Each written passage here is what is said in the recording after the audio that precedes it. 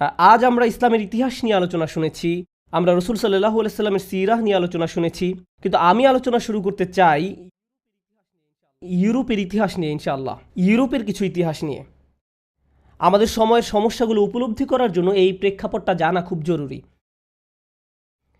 আমি আপনাদের সেই সময় ইউরোপে নিয়ে যাচ্ছি যখন চার্চের কর্তৃত্বের বিরুদ্ধে একটা বিদ্রোহ দেখা দিয়েছিল। আপনারা যদি এটা না জেনে থাকেন, তার সারমর্ম হলো তখনকার ইউরোপ ছিল একটি ধর্মীয় সমাজ, আর সমাজের উপর চার্চের ছিল ব্যাপক কর্তৃত্ব।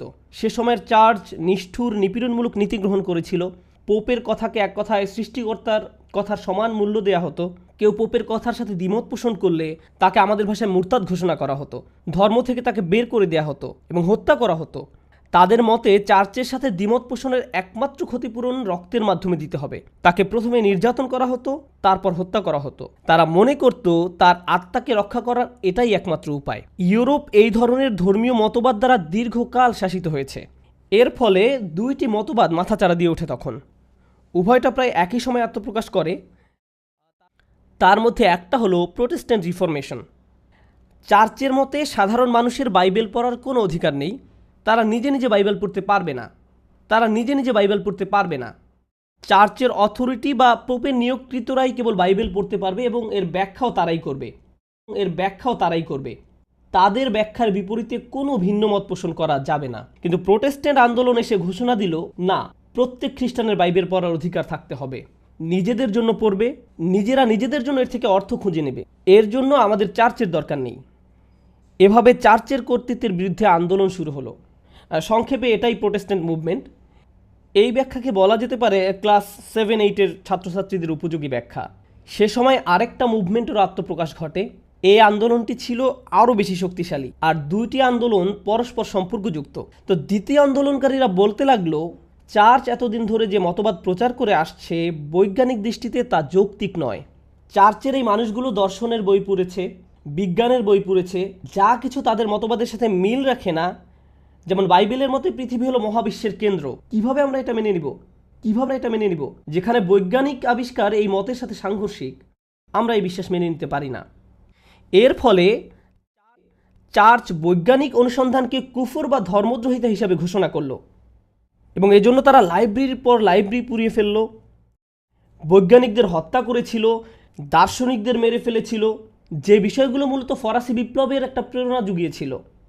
খ্রিস্টান মতবাদের দুইটা দিক। প্রথমত, এটা নিপীড়নমূলক, দ্বিতীয়ত এটা অযৌক্তিক। এভাবে দুই দিক থেকে চার্চ বিদ্রোহের শিকার হয়, ধর্মীয় দিক থেকে প্রোটেস্ট্যান্ট মুভমেন্ট দ্বারা এবং বৈজ্ঞানিক দিক থেকে সেকুলার আন্দোলন দ্বারা, যা চার্চের কর্তৃত্বকে একেবারে দুরূহিত করে দেয়। তো এখন ইউরোপ জুড়ে এই বৈপ্লবিক আন্দোলন চলছিল, আর এই আন্দোলন ছিল পৃথিবীর ইতিহাসে অন্যতম রক্তক্ষয়ী এক আন্দোলন। যখন এই বিপ্লব ঘটে গেল, হঠাৎ করেই পুরো ইউরোপ একটি মুক্ত চিন্তার সমাজে পরিণত হলো। তারা নতুন করে আবিষ্কার করতে লাগলো কোন কোন বিশ্বাস তাদের ধরে রাখা উচিত আর কোন কোন ধারণা চিন্তা সমাজের কেন্দ্রে থাকা উচিত। এটা নবচিন্তা চেতনার একটা মুক্ত বাজারে পরিণত হলো। এই সময় কয়েকটি দর্শনের আত্মপ্রকাশ ঘটে।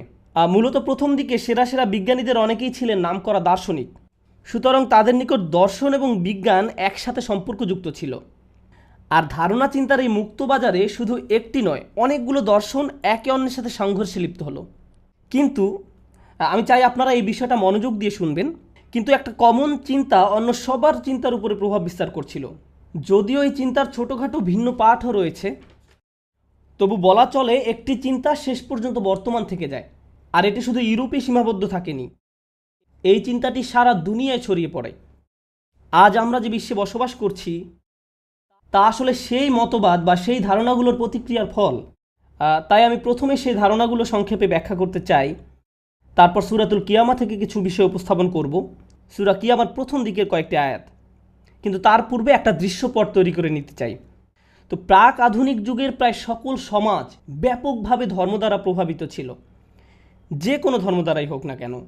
হিন্দু ধর্ম হতে পারে, বৌদ্ধ ধর্ম বা ইসলাম ধর্ম। অধিকাংশ সমাজ কোনো না কোনো একটি ধর্মীয় মতবাদ দ্বারা প্রভাবিত ছিল। তো ধর্মীয় সমাজে ধর্মশিক্ষা হলো সবচেয়ে গুরুত্বপূর্ণ বিষয়, বিজ্ঞান বা ব্যবসা শিক্ষা নয়। ধর্মীয় নেতা হতে পারা ছিল সবচেয়ে প্রেস্টিজিয়াস। তাই প্রাক আধুনিক যুগের যাজক, পুরোহিত, ইমাম, আলেম বা হিন্দুদের আধ্যাত্মিক গাইড, যাই হোক না কেন, এই মানুষরা ছিলেন সমাজের সবচেয়ে গুরুত্বপূর্ণ ব্যক্তি। তারা ছিলেন সমাজের উঁচু শ্রেণীর মানুষ। এখন এই মানুষদের কাছ থেকে আপনি কি শিক্ষা করেন? এদের কাছ থেকে আপনি প্রধানত 3টা বিষয় শিখেন। 3টি বিষয় গুরুত্ব দেওয়া শিখেন। আপনি গুরুত্ব দেওয়া শিখেন ঈশ্বরের প্রতি। আমি এখন ইসলাম নিয়ে কথা বলা শুরু করিনি, তাই আমি আল্লাহ না বলে ঈশ্বর বলছি। বিভিন্ন ধর্মে ঈশ্বরের বিভিন্ন রকমের ব্যাখ্যা আছে। ঈশ্বর দ্বারা কেউ বহু ঈশ্বর বোঝাতে পারেন, বা কেউ এক ঈশ্বর বা পৌরাণিক কোনো কাহিনী হতে পারে। যেরকম ধারণা হোক না কেন, মোট কথা প্রতিটি ধর্মে অদৃশ্য ঈশ্বরের একটি ধারণা বিদ্যমান রয়েছে। সেই ঈশ্বরের প্রতি আপনি সর্বপ্রথম গুরুত্ব দেওয়া শিখেন। দ্বিতীয়ত, আপনি যে বিষয়ের প্রতি গুরুত্ব দেওয়া শিখেন তা হলো আত্মা, সোল। মানুষের একটি শরীর রয়েছে, আবার তাদের একটি আত্মাও রয়েছে। আপনি সকল ধর্মে আত্মার উপর গুরুত্ব দেওয়ার বিষয়টি লক্ষ্য করবেন। আমাদের ভেতরের রহস্যময় একটা কিছুর অস্তিত্ব রয়েছে, আর এটাকে অবশ্যই রক্ষা করতে হবে। তাহলে এখন আমাকে বলুন, প্রথমে কিসের প্রতি গুরুত্ব দেওয়া? ঈশ্বর। দ্বিতীয়ত আত্মা। তৃতীয় বিষয়টি হলো মৃত্যুর পরবর্তী জীবনের একটি ধারণা। পৃথিবীর এই জীবনের পর কিছু একটা ঘটবে। কারো মতে আপনি একটি গাছ বা পাখি হিসাবে পুনরায় জন্ম লাভ করবেন, অথবা আপনি স্বর্গ বা নরকে যাবেন। মোট কথা, তৃতীয় ধারণাটি হলো এই পৃথিবীর জীবনই একমাত্র জীবন নয়। এই জীবনের পর আরও জীবন আছে, এরপর আরও অস্তিত্ব রয়েছে। তাহলে দেখা যাচ্ছে সকল ধর্ম জুড়ে 3টি বিষয়ের প্রতি গুরুত্ব দেওয়া হতো। গড, আপনারা একটু আমাকে বলুন। আত্মা, আর কি? পরকালীন জীবন। এই ধারণাগুলোকে ইসলামের ক্ষেত্রেও দেখা যায়। প্রকৃতপক্ষে ইসলামেও এই 3টি ধারণা বিদ্যমান, একটা নির্দিষ্ট রূপে আমরা বিশ্বাস করি। তো ইউরোপে যখন এই বিপ্লব ঘটে গেল, তারা বলতে লাগলো, আমরা বহুদিন ধরে ঈশ্বরের উপর গুরুত্ব আরোপ করে আসছি, আত্মার উপর গুরুত্ব আরোপ করে আসছি, মৃত্যুর পরবর্তী জীবনের উপর গুরুত্ব আরোপ করে আসছি, কিন্তু আমাদের এই দুনিয়াবী জীবনটা তো ভীষণ অপ্রীতিকর। চার্চ দেখো কি করেছে। আমরা সবসময় গড নিয়ে চিন্তা ভাবনা করে আসছি, আমরা ভুল বিষয়ের উপর এতদিন গুরুত্ব দিয়ে আসছিলাম। আমাদের বরং এই মহাবিশ্ব নিয়ে চিন্তা করা উচিত, ঈশ্বর নিয়ে নয়। বরং এই বস্তুবাদী বিশ্বের প্রতি আমাদের গুরুত্ব দেওয়া উচিত। এখন কেউ যদি আল্লাহ বা গড নিয়ে চিন্তা ভাবনা না করে, তাহলে সে কি নিয়ে চিন্তা ভাবনা করবে? বস্তুগত দুনিয়া। তারা বলতে লাগলো, আমাদের সকল শক্তি সামর্থ্য এই বাস্তব দুনিয়া উপলব্ধি করার কাজে ব্যয় করা উচিত। এই পৃথিবীকে বোঝার জন্য সামান্য যা চেষ্টা করেছি, তার ফলে আমরা অনেক উপকার লাভ করেছি। আপনি যখন বস্তুগত দুনিয়া বোঝার চেষ্টা করেন, যা মূলত বিজ্ঞান, আপনি নিত্য নতুন বিষয় আবিষ্কার করতে শুরু করেন। আর আবিষ্কার কি করে?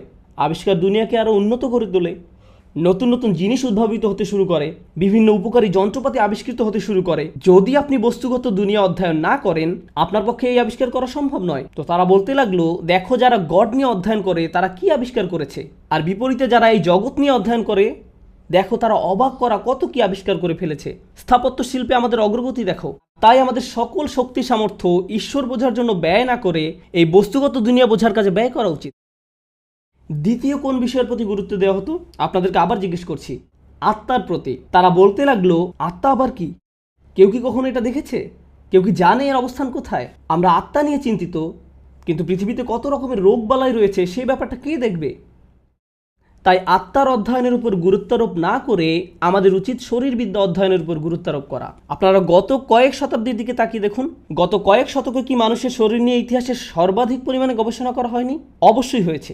বস্তুগত জগৎ তথা এই পৃথিবী এবং পৃথিবী ছাড়িয়ে আরও যা কিছু আছে তা নিয়ে কি মানব ইতিহাসের সর্বাধিক পরিমাণে গবেষণা চালানো হয়নি? হ্যাঁ, অবশ্যই। তাহলে আমরা দেখতে পাচ্ছি গত কয়েক শতকে ঈশ্বরের পরিবর্তে অধ্যয়ন করা হয়েছে এই জগৎ নিয়ে, আর আত্মার পরিবর্তে অধ্যয়ন করা হয়েছে শরীর নিয়ে। তো আগে যেখানে সমাজের সবচেয়ে উঁচু স্তরের মানুষেরা ঈশ্বর এবং আত্মা নিয়ে অধ্যয়ন করত, কিন্তু আজকের দিনে তাদেরকে সমাজের সর্বোচ্চ শিক্ষিত মনে করা হয় বিজ্ঞানের বিভিন্ন বিষয়ে যাদের পিএইচডি রয়েছে। এরাই হলো সর্বোচ্চ শিক্ষিত। তৃতীয় বিষয়টি কি ছিল? ঈশ্বর, আত্মা, আর কি? হ্যাঁ, মৃত্যুর পরবর্তী জীবন। স্বর্গের জীবন অতি চমৎকার হবে। এখানে কষ্ট ভোগ করো, কিন্তু স্বর্গে গিয়ে আরামে থাকবে। এ সম্পর্কে ইউরোপিয়ানরা কি বলে? তারা বলে, আমরা এসব শুনতে শুনতে ক্লান্ত। মৃত্যুর পর আরেকটা জীবন আছে কি না আমি জানি না, কিন্তু আমাদেরকে এই পৃথিবীর জীবনের উপর গুরুত্বারোপ করতে হবে। চলো চেষ্টা করে দেখি, যদি আমরা এই পৃথিবীর জীবনটাকে উন্নত করতে পারি। চলো রাষ্ট্রবিজ্ঞান নিয়ে গবেষণা করি, সমাজবিজ্ঞান নিয়ে গবেষণা করি, নৃবিদ্যা নিয়ে গবেষণা করি, গণযোগাযোগ নিয়ে গবেষণা করি। চলো আমাদের জীবনকে উন্নত করার লক্ষ্যে মানবিক জ্ঞানের এই সমস্ত ক্ষেত্রগুলো নিয়ে চিন্তা গবেষণা করি, যেন আমরা নিজেদের ভালোভাবে শাসন করতে পারি, উন্নত জীবনযাপন করতে পারি। তো প্রসঙ্গক্রমে তারা যত বেশি এসব বিষয় নিয়ে পড়াশোনা করতে লাগলো, যেমন তারা যত বেশি নগর উন্নয়ন নিয়ে পড়তে লাগলো, তারা যত বেশি রাষ্ট্রবিজ্ঞান নিয়ে অধ্যয়ন করতে লাগলো, সমাজবিজ্ঞান নিয়ে অধ্যয়ন করতে লাগলো, যত বেশি সাইকোলজি নিয়ে পড়তে লাগলো, এর ফলে ইউরোপে কি কোনো ইতিবাচক প্রভাব পরিলক্ষিত হয়েছে? ইতিবাচক পরিবর্তন হয়েছে, হ্যাঁ। চারিদিকে রাস্তাঘাট তৈরি হতে লাগলো, দালান কোঠা নির্মিত হতে লাগলো, ব্যবসার সম্প্রসারণ হতে লাগলো, নিত্য নতুন বিষয় আবিষ্কৃত হতে শুরু করলো। প্রকৃতপক্ষে যুক্তরাষ্ট্রের পূর্বে কারা পৃথিবীতে নেতৃত্ব দিয়েছিল? সবাই কার মতো হতে চাইতো? এটা ছিল ইউরোপ। স্পষ্টত তারা এই ধারণাগুলো নিজেদের মাঝে সীমাবদ্ধ রাখেনি। তারা তাদের লোভী স্বার্থসিদ্ধির জন্য চেয়েছিল এই ধারণাগুলো সারা বিশ্বে ছড়িয়ে পড়ুক। আমাদের সবার পূর্বপুরুষদের ইউরোপীয়দের দ্বারা শাসন হওয়ার ইতিহাস রয়েছে। আমাদের অধিকাংশদের এই অভিজ্ঞতা সহ্য করতে হয়েছে। এর মানে কি? এর মানে হলো আমাদের পূর্বপুরুষদের সরাসরি এক ধরনের ইউরোপীয় শিক্ষা ব্যবস্থার অধীনে শিক্ষা গ্রহণ করতে হয়েছিল। বস্তুত আপনি যদি পাকিস্তান, ইন্ডিয়া, আলজেরিয়ার মতো দেশগুলো বা আজকের দিনে গোটা মুসলিম বিশ্বের দিকে তাকান, তাহলে দেখতে পাবেন এখনও সেসব দেশের সরকারি শিক্ষা ব্যবস্থা এবং শিক্ষা কারিকুলাম ইংল্যান্ড বা ফ্রান্স দ্বারা এবং তারা যা রেখে গেছে তার দ্বারা সরাসরি প্রভাবিত। এখনও সেই প্রভাব বিদ্যমান, সেই প্রভাব এখনও দূরীভূত হয়নি। তো এই সব কিছুর মাঝে মানুষ যখন প্রশ্ন করতে লাগলো, কিংবা বিশ্বাসের এই ব্যাপারটা কিভাবে ব্যাখ্যা করা হবে, তাহলে ঈমান কি, ঈশ্বর কি, তখন এই যুক্তিগুলো দেখানো হচ্ছিল যে ধর্ম বলতে কিছু নেই, আল্লাহ বলতে কেউ নেই, ধর্ম মানুষের বানানো, ইত্যাদি ইত্যাদি। কিছু মানুষ তখন নাস্তিকতায় দীক্ষিত হতে শুরু করে।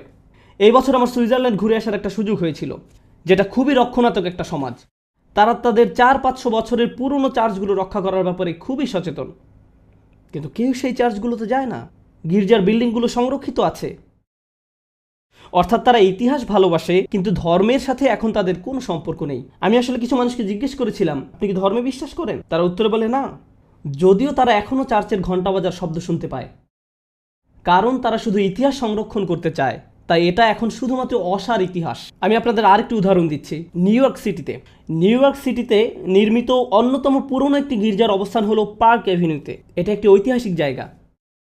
এজন্য স্টেট গভর্নমেন্ট এটাকে একটি সংরক্ষিত ঐতিহাসিক জায়গা হিসেবে ঘোষণা করে। ফলে কারো পক্ষে এটাকে ধ্বংস করে ফেলা সম্ভব না। এজন্য দেখা যায় আধুনিক আকাশচুম্বী সব অট্টালিকার মাঝখানে 200 বছরের পুরনো এই চার্চটি কিছুটা বেমানান হয়ে দাঁড়িয়ে আছে। ক্যাথলিক চার্চ, কেউ এখন আর সেখানে যায় না। আর এই জন্য তারা এটাকে একটি নাইট ক্লাবে রূপান্তরিত করেছে। এটা এখন আসলে একটা নাইট ক্লাব, কিন্তু বিল্ডিং আগের মতোই আছে, কারণ এটা ঐতিহাসিক জায়গা। তো একদিন হেঁটে যাওয়ার সময় একটা সাইনবোর্ডের দিকে খেয়াল করলাম, সেখানে লেখা আছে বৃহস্পতিবার রাতে এখানে মহিলাদের ফ্রি ড্রিঙ্কস পরিবেশন করা হয়। আমি অবাক হয়ে ভাবতে লাগলাম, এটা আবার কোন ধরনের চার্চ? খ্রিস্টান ধর্মের কোন ফেরকা এটা? বৃহস্পতিবার রাতে পবিত্র পানি ধরনের কিছু নাকি? এটা কি? যাই হোক, এই চিত্রটি উপস্থাপন করছি একটা কারণে। এই 2014 সালের আজকের পৃথিবীতে আমরা এটা পছন্দ করি আর নাই করি, অবশ্যই আমরা আল্লাহর উপর বিশ্বাস করি, পরকালে বিশ্বাস করি, রূহের অস্তিত্বে বিশ্বাস করি। আমরা চাই আমাদের অন্তর সব ধরনের রোগ থেকে নিরাপদ থাকুক। দার্শনিক দৃষ্টিকোণ থেকে এই সব আলোচনাকে আপনি আত্মার সাথে সম্বন্ধযুক্ত বলতে পারেন। আর যদিও ইসলামিক পরিমণ্ডলে এটা সর্বোত্তম পরিভাষা নয়, কিন্তু একটা মজার বিষয় কি জানেন? এই নতুন ইউরোপীয় চিন্তাধারা যা গোটা বিশ্বের উপর ব্যাপক প্রভাব বিস্তার করতে সমর্থ হয়, এটা বলেনি যে আপনাকে ঈশ্বরে বিশ্বাস করতে হবে না। এই দর্শন এটা বলে না। এটা মূলত যা বলছে তা হলো, হ্যাঁ, তুমি যদি ঈশ্বরে বিশ্বাস করতে চাও করতে পারো। তুমি যদি চাও মৃত্যু পরবর্তী জীবনেও বিশ্বাস করতে পারো, এটা তোমার অধিকার। তুমি যদি বিশ্বাস করতে চাও করতে পারো।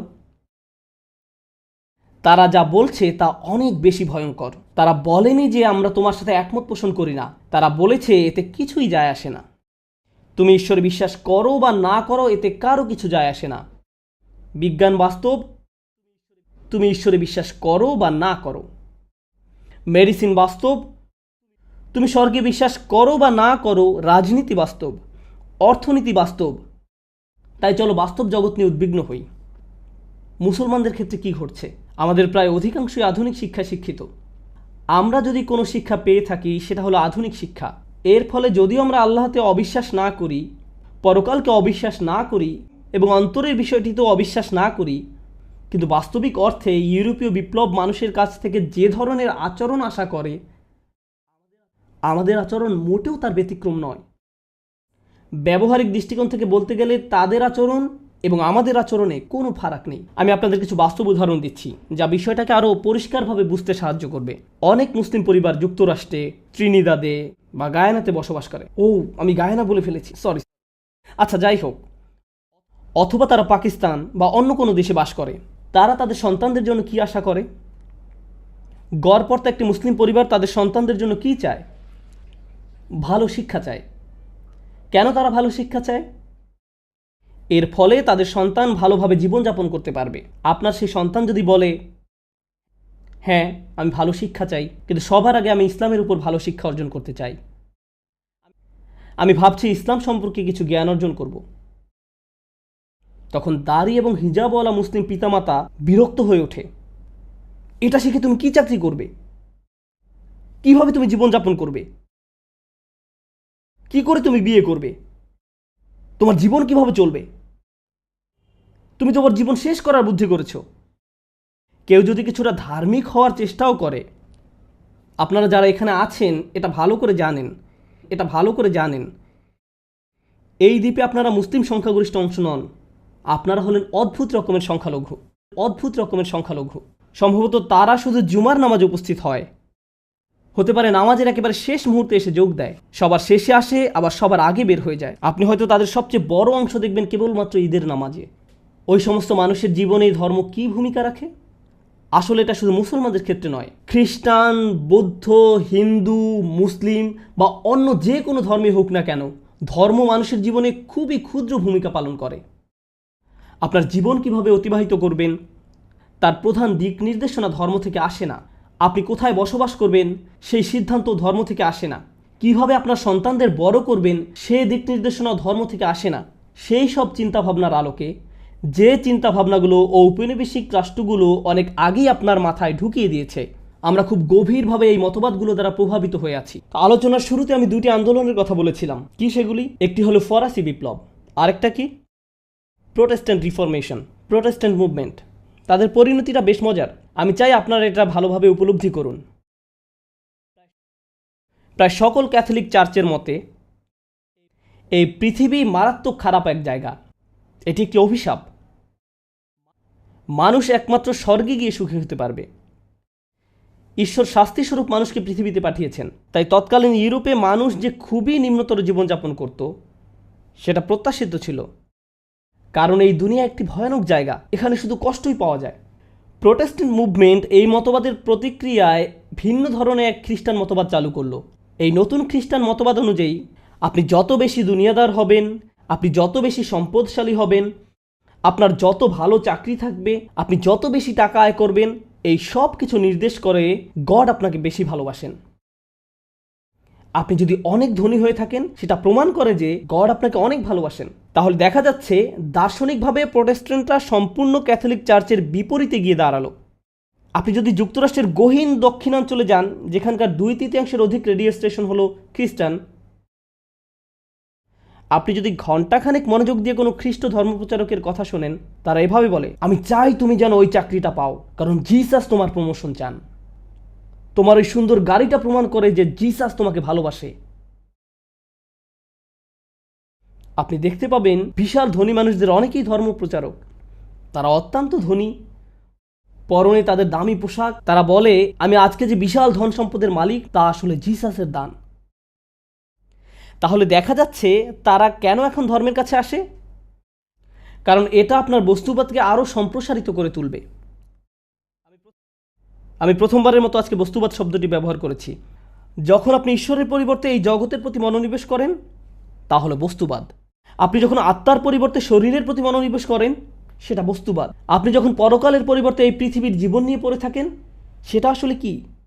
বস্তুবাদ। অর্থাৎ আধুনিক খ্রিস্টবাদ বস্তুবাদকে সমর্থন করার একটা মাধ্যমে পরিণত হয়েছে। আর দুর্ভাগ্যক্রমে মুসলমানরাও পিছনে পড়ে নেই।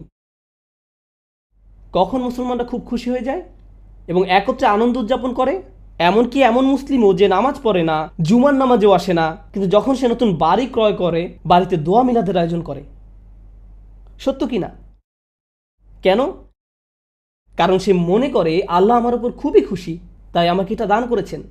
আপনি যত বেশি দুনিয়া অর্জন করবেন, তত বেশি এটা প্রমাণ করে যে আল্লাহ আপনার উপর তত খুশি। এই ভ্রান্ত ধারণা এমনকি মুসলিম বিশ্বেরও অধিকাংশ জায়গায় ছড়িয়ে পড়েছে। আবার আরেক দল আছে যারা মনে করে এই দুনিয়া মারাত্মক খারাপ, এই দুনিয়া অশুভ, দূষিত। এখন এইসব চিন্তাধারার মাঝে আমি আপনাদের নিকট শেয়ার করতে চাই যে কোরআন এই দুনিয়াকে কিভাবে দেখে। যদিও এটা অনেক বড় একটা দার্শনিক আলোচনা, কিন্তু আমি 5 মিনিটের মধ্যে একটা সংক্ষিপ্ত বর্ণনা দেওয়ার চেষ্টা করব। যদি সুযোগ পাই আগামীকাল বিস্তারিত আলোচনা করব, কিন্তু এখন অন্তত একটা ধারণা আপনাদের দিতে চাই ইনশাআল্লাহ তাআলা। আধ্যাত্মিকতা এমন বিষয় যা আপনার ঈমান বৃদ্ধি করে, যা আপনার তাকওয়া বৃদ্ধি করে। আধুনিক সময়ে এসে আধ্যাত্মিকতার জায়গাটা মনোবিজ্ঞানের দখলে চলে গেছে। আমরা এখন ব্যাপারটাকে অদৃশ্য জগতের দৃষ্টিকোণ থেকে বোঝার পরিবর্তে দৃশ্যমান জগতের মাধ্যমে বোঝার চেষ্টা করি। তাই আপনি যদি হতাশায় ভোগেন, তখন বলা হয় এর সাথে আধ্যাত্মিকতার কোনো সম্পর্ক নেই, তোমার শরীরের কিছু কেমিক্যাল রিঅ্যাকশনের কারণে তুমি এমন অনুভব করছো, কয়েকটা ট্যাবলেট খেয়ে নাও, সব ঠিক হয়ে যাবে। দেখা যাচ্ছে অদৃশ্য সমস্যার সমাধান আমরা দৃশ্যমান জগৎ থেকে পাওয়ার চেষ্টা করছি, আর এটা মানবতাকে ধ্বংস করে ফেলেছে। আধুনিক বিশ্বে আত্মহত্যার পরিমাণ যে কোনো সময়ের চেয়ে বেশি, আর যুক্তরাষ্ট্রের সবচেয়ে ধনী শহরগুলোতে এটা বেশি দেখা যায়। আমরা মানুষকে ধ্বংস করে ফেলছি। এখন আমাদের ভেতরে একটি নেতিবাচক আবেগ রয়েছে যার নাম হলো অপরাধবোধ। এই নেতিবাচক আবেগকে বলা হয় অপরাধবোধ। কখন একজন মানুষ নিজেকে অপরাধী মনে করে? যখন সে খারাপ কোনো কাজ করে। আধুনিক মনোবিজ্ঞানে গিল্ট বা অপরাধবোধ ভালো জিনিস নয়। এখন কেউ যদি কোনো থেরাপিস্টের কাছে এসে বলে আমি কিছুটা মদ পান করেছি এবং মাতাল হয়ে গিয়েছিলাম, খুব গিল্টি ফিল করছি, তখন থেরাপিস্ট তাকে বলবে তোমাকে সবার আগে অপরাধবোধের জগৎ থেকে বের হয়ে আসতে হবে, তোমার নিজেকে ক্ষমা করা শিখতে হবে। অপরাধবোধ হলো আমাদের ভেতরে একটি ত্রুটিপূর্ণ অনুভূতি। আমাদের সবসময় সুখে অনুভব করতে হবে, সুখে অনুভব করতে হবে। এইসব নেতিবাচক ইমোশন আগে বাদ দিতে হবে। তোমার মাঝে অনেক বেশি নেতিবাচক ইমোশন দেখা যাচ্ছে। সূরাতুল কিয়ামা শুরু হয়েছে এই আয়াতগুলো দিয়ে, লা উকসিমু বিয়াউমিল কিয়ামাহ ওয়া লা উকসিমু বিন-নাফসিল লাওয়ামা। আল্লাহ প্রথম কিয়ামত দিবসের শপথ করেছেন, তারপর আল্লাহ আমাদের ভিতরে এমন নফসের শপথ করছেন যা বারবার নিজেকে তিরস্কার করতে থাকে, এমন ব্যক্তি যে বারবার নিজেকে ভর্ৎসনা করতে থাকে। আরবি ব্যাকরণের ভাষায় এই দুইটা জিনিস আসলে লাজেম এবং মালজুম, একটি অন্যটির সাথে সম্পর্কযুক্ত। আল্লাহ আমাদেরকে আধ্যাত্মিক এবং মনস্তাত্ত্বিক বাস্তবতার একটা অসাধারণ সত্য সম্পর্কে জানান দিচ্ছেন। সেই আধ্যাত্মিক এবং মনস্তাত্ত্বিক বাস্তবতাটা কি? এখন যদি ফায়ার অ্যালার্ম বাজে আর মাইকে একটা ঘোষণা শুনেন, বিল্ডিংয়ে আগুন লেগেছে, দয়া করে সবাই বিল্ডিং থেকে বের হয়ে পড়ুন, এই ঘোষণাটি শুনলে কি করবেন? আপনি বের হয়ে যাবেন। একটি অ্যালার্মের উদ্দেশ্য হলো আপনাকে সাবধান করা। আগুন যদি আপনি নিজ চোখে নাও দেখেন, তবুও কি আপনি প্রতিক্রিয়া দেখাবেন? হ্যাঁ, আপনার জন্য কি যথেষ্ট? অ্যালার্ম যে আপনাকে সক্রিয় করে তুলবে। আল্লাহ মানুষকে ভালো কাজ করার সহজাত প্রবণতা দিয়েই সৃষ্টি করেছেন, আর ভালো কাজ করার এই সহজাত প্রবণতাকে বলা হয় ফিতরাহ। আমরা যখন আমাদের এই আত্মিক কার্যক্রমের বিরুদ্ধাচরণ করি, তখন আমরা আল্লাহর দেয়া নিরাপত্তা ব্যবস্থা অপরাধ বোধের মুখোমুখি হই, যাকে আরবিতে বলা হয় নাফসুল লাওয়ামা, অপরাধ বোধ। অপরাধ বোধ হলো আল্লাহ প্রদত্ত একটি উপহার, যা আমাদের সতর্ক করে দেয় যে আমরা যা করতে যাচ্ছি তা আমাদের আত্মাকে ধ্বংস করে দিচ্ছে। কাজটি করার সময় আপনি বিপদ দেখতে পান না, সহজাত প্রবৃত্তির বিরুদ্ধাচরণ করার সময় বিপদটা চোখে পড়ে না। সেই সত্যিকারের বিপদটা তারা কখন প্রত্যক্ষ করবে? কিয়ামতের দিন। বিচার দিবসের চূড়ান্ত প্রমাণ হলো আমাদের ভেতরের এই মনস্তাত্ত্বিক অনুভূতি। প্রতিটি অন্যায় কাজের পর মুহূর্তেই আপনার নিজেকে যে অপরাধী মনে হয়, এটা কিয়ামত দিবসের সবচেয়ে বড় প্রমাণ। আর এই অপরাধবোধ শুধু মুসলমানদের একক কোনো বিষয় নয়, প্রতিটি মানুষকেই এই উপহার প্রদান করা হয়েছে। তাই যখনই কেউ কোনো খারাপ কাজ করে, সাথে সাথে যেন বুঝতে পারে এটা ঠিক নয়। আমার মনে হচ্ছে এই কাজের জন্য আমি মহা বিপদে পড়তে যাচ্ছি। আমার ভেতরের কিছু একটা এই কাজে খুবই নারাজ। যেমন বাচ্চারা যারা শিক্ষকের ডেস্কে গিয়ে বসে আর বারবার দেখতে থাকে শিক্ষক এসে পড়লো কিনা, তখন তাদের মনের যে অবস্থা থাকে, ও আমি ধরা পড়ে যেতে পারি, আমি ধরা পড়ে যেতে পারি। তাদের মনের ভেতরে যে লাউ কাজ করে, বিশেষ করে যখন তারা ধরা পড়ে, অপমানিত হয়, এই সব কিছু হলো লাম। আধুনিক মনোবিজ্ঞান এই বিষয়টাকে ইতিবাচক দৃষ্টিতে ব্যাখ্যা করতে পারে না। এটা পারে না, কারণ তাদের মতে আত্মা বলতে কিছু নেই।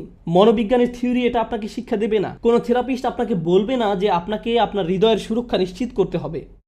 ইসলামই একমাত্র ধর্ম, এই কোরআনই একমাত্র কিতাব, রাসূল সাল্লাল্লাহু আলাইহি সাল্লামের প্রদর্শিত পথই একমাত্র পথ, যা দৃশ্য এবং অদৃশ্য জগতের মাঝে একটা ভারসাম্য রক্ষা করে চলার কথা বলে। ক্যাথলিকরা দৃশ্য জগতের প্রয়োজনকে সম্পূর্ণ অস্বীকার করেছিল, প্রোটেস্ট্যান্টরা বস্তু জগতের মাঝে একেবারে ডুবে গিয়েছিল, আর সেকুলাররা অদৃশ্য জগৎকে সম্পূর্ণরূপে অস্বীকার করলো। আমরাই একমাত্র ধর্মীয় গোষ্ঠী যারা বস্তুগত জগতের সাথে যুক্ত হই এবং এই যুক্ত হওয়ার মাধ্যমে অদৃশ্য জগতের বাস্তবতাকে আরও ভালোভাবে উপলব্ধি করি। এই বিষয়ে শুধু একটা উদাহরণ পেশ করব আমি। যখন বৌদ্ধরা ধ্যান করে তখন তারা চোখ বন্ধ করে ধ্যান করে। যখন বৌদ্ধরা ধ্যান করে তারা চোখ বন্ধ করে ধ্যান করে। আপনি দেখবেন অনেক আধ্যাত্মিক পরিমণ্ডলে মানুষ চোখ বন্ধ করে ঘন্টার পর ঘন্টা ধ্যান করে। আমরা কিভাবে নামাজ পড়ি? চোখ খোলা রেখে।